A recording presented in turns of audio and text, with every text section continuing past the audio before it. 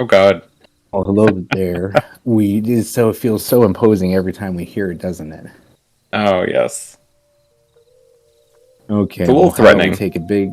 It is a little threatening. I don't think I think even with this threatening aura, we can still take a moment to take a big breath in, right? Mm-hmm. And we can come back and we can figure out what the hell is going on the path today, right? We can actually through these different arrows. We can come through these different transitionary paths, right? We can come from these different places of shock and or horror and sudden attitudes of different noises and confusing sounds. And we can take our time to find our peace and we can take our time to find our quiet. Because as always, we get to walk in through the doors of the Tavern Post Inn, and who do I get to see? Jared, it's your buddy. Oh, and how are you? It is your buddy. How are you doing today, Jared? Yeah, I'm doing okay. Paul, thanks for asking. It's been a long. I'll say it was a long week, a long weekend of getting stuff done. But luckily, I was able to engage in a little bit of self care yesterday, which was very helpful for obviously overall mental health as well. And then today, just getting back at the grind. So that's really what Mondays are for, right? It's like the end hangover. You're trying to just get your life back on track. No, I know. I mean, right? Like, I feel like that's one of the reasons why the meditation was so abrupt today, is because we're in such a place that you and me have been in this place of go, go, go from quite literally a health perspective and a life intensity perspective in some serious ways. And we just find ourselves here once again, right? And it is a transition for how we have come to record and to be in this time and space together. So it's like really cool, exciting place to be and like to be able to still abruptly be in these spaces, even with the intensity of life going on. So I'm happy to be here Agreed. with you. Likewise. I think then we should just dive right into this week's question of the week, right? And I'll pose a pretty simple question for you, Jared, and to the traveler, of course, that's listening in too. What's your Sure. favorite prehistoric animal? Ah, this is a thought-provoking question, Tall. My Well, even more favorite so, what's like the made? prehistoric What do you think animal. about it? And what do you make up about it? Like, what do you think? How do you think it existed in the world? Do you think it was a happy little dude? Do you think it was miserable? Do you think it enjoyed the swamp? Or do you think it enjoyed the desert? Or what do you think it was?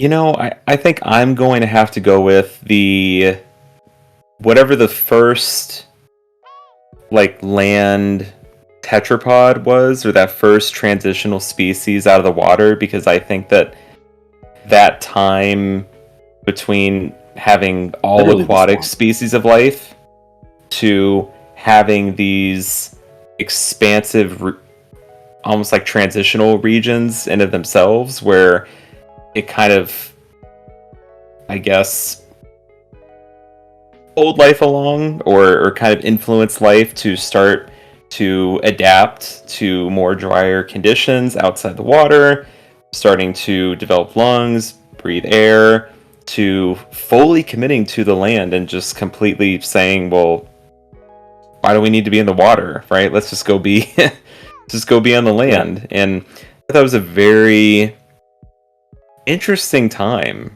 because they didn't have to do that per se. It's just, again, all organisms have these like survival adaptations that they make, but even some choices can be random at times. So you just happen to find yourself living on that coastal region, and then it just so happens to predispose you to this transition, and then you find yourself completely out of the water. And I mean, I want to say that, I don't know if they were happy, if they were sad, angry, whatever, but I do have to say that I'm pretty sure that there was a lot of stress in those organisms, or had to have been, just because you're trying to live in both worlds, right? Like, you're trying to live in the aquatic world and you're trying to live in the like physical world outside the water. I feel like that takes a big toll on your species and your body. I mean, you have to have gills and lungs. I know that there's organisms today that offer both, but I mean, you have to think that these transitional species were really split. And I mean, these are also premature lungs. Like, this is the first time that any organism had adapted to breathing, at least from like a more or less like a animal sense. Maybe not an insect or a plant, but like an animal breathing air, breathing oxygen. So I'm sure that they were stressed out and they're just trying to get to their next meal. No, I think it's really interesting, right? When you start thinking about those, one, like you said, those transitionary species and like these species of like full colonization of a new life form, right? You had the world at this time who had only been kind of semi-colonized by different kind of plants and bacterial life and stuff like that, right? And invertebrates were able to start appearing around the same time, basically scorpions on land and stuff like that. And you start to see the emergence of these amphibian-like creatures too. Like, and I always find it so interesting, right? You know, how we literally do quite, I don't know how accurate it actually is, but you know how we always invoke the image of that primordial swamp, right? Of this place where this like life emerged out of those waters, right? So I don't know how hallmark that is actually true, or if it was more of like a desert landscape that these little creatures were coming off the shores of, or exactly how they materialized. But just thinking of these little vertebrates for the first time taking steps on land, I mean, that's quite literally our ancestry, right? And we do go back to that, and on a very primal and biological level, right? So I think that, you know, taking the time to acknowledge that headcanon is pretty fun, right? About all these little dudes swimming around a swamp.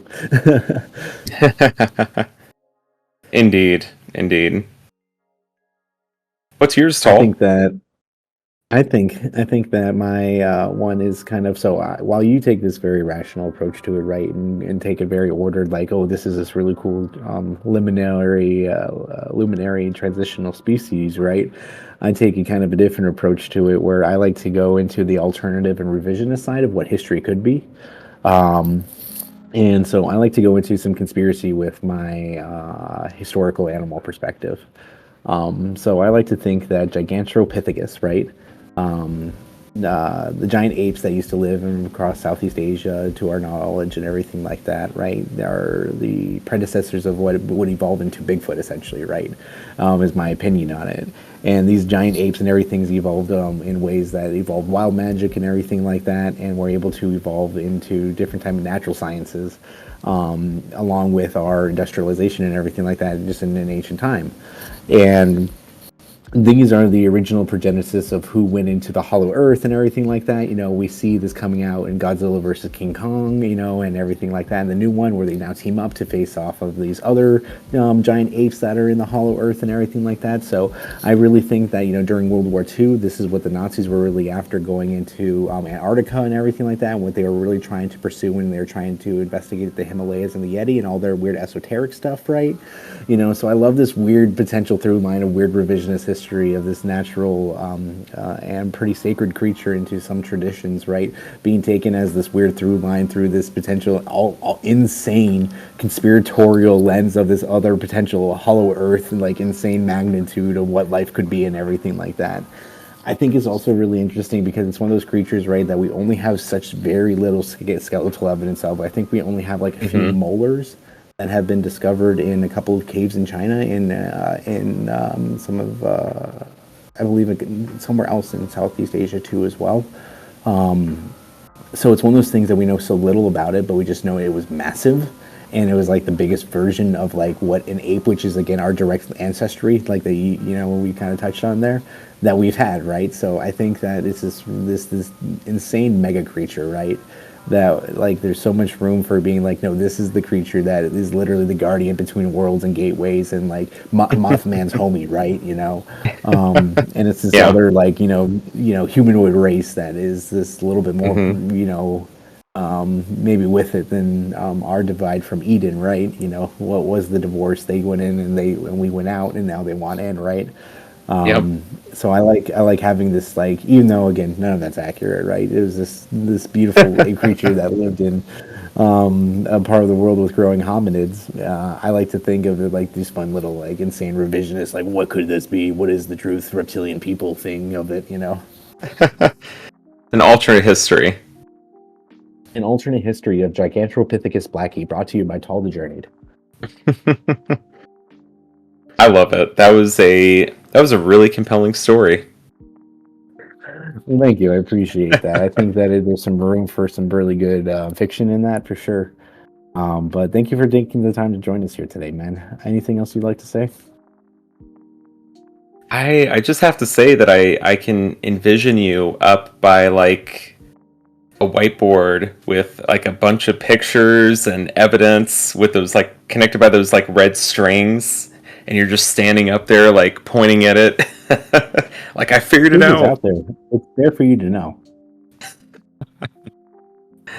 I feel like you need that as like a photo op for sure. Like connecting all your evidence together and then just post it to your Instagram and say, I figured it out. I solved it.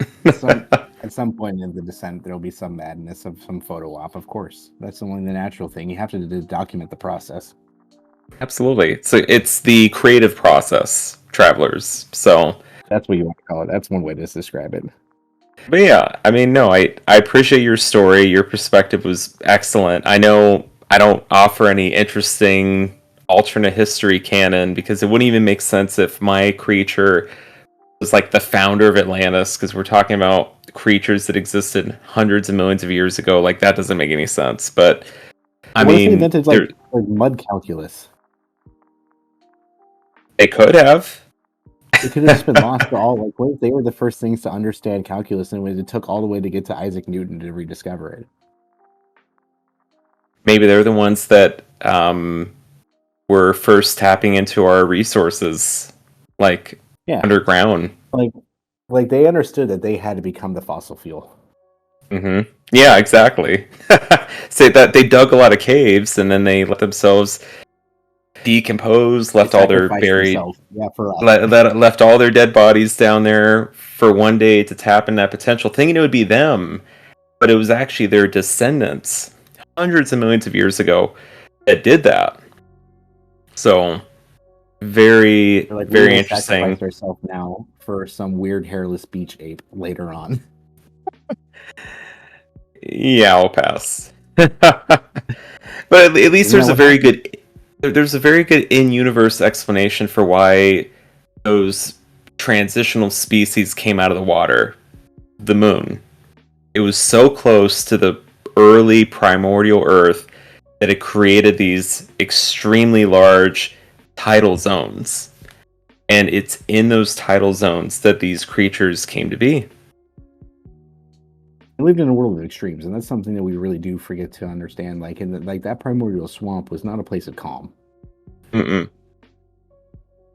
No. You had to adapt. With that, I ask you, Jared. Mm-hmm. Ask you one very, very important thing. Sure. Is there anything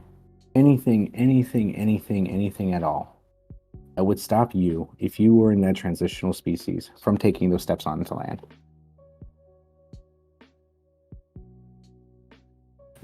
Anything. What would stop you? Probably UV radiation. Oh, that's a good one. Yeah, like literally just being like fried to a crisp as soon as you got out of like a different medium. Yeah, that's a solid one. I think like the giant scorpions too would be pretty scary too, but like they were in the water too though, so like it wasn't like an in or out kind of thing. Yeah, I'd be like, hey buddy, I remember you. Yeah. Yeah. The poisonous plants. Because the ozone layer was not in the same layer level it was then, right? I don't know how that worked. How was the ozone layer back then? I mean, we've always had a magnetosphere, but you never know if it's like think about during a pole shift where the magnetic fields are shifting, weakens, the early sun. You know how pissed wasn't I was if I was too the much first thing to different, walk but on land and my compass didn't work. yeah, you go through all this work to evolve to go on land, and then your skin just gets fried to a crisp. Yeah, cool. I'm fucking a baconator now. Great. That's the canon. That's where Yeah. Wendy's Baconator comes from.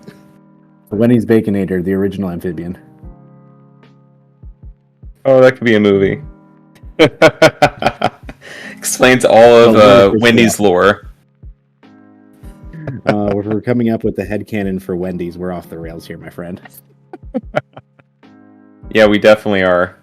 We definitely are. But this has been a fun one. So thanks for coming up with a really insightful question. Prehistoric. We're going Jurassic Park today, even beyond. Primordial. Primordial tides. Tides thank you very come much. in and they go out. Well, thank you very much, Jared, for taking the time in your day to make the space here with us. Thank you, Traveler, for listening.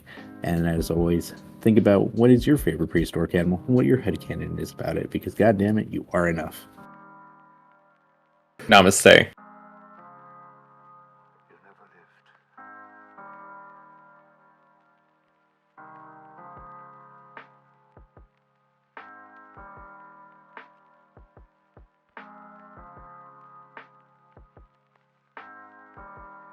I cannot change my life.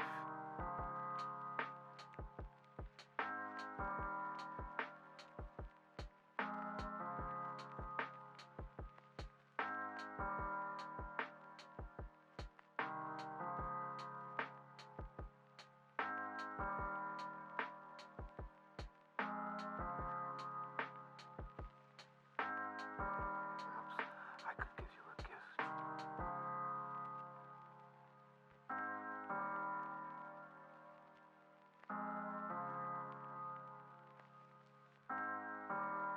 What if some demon were to say to you that this life, as you now live it, have lived it in the past, you would have to live once more.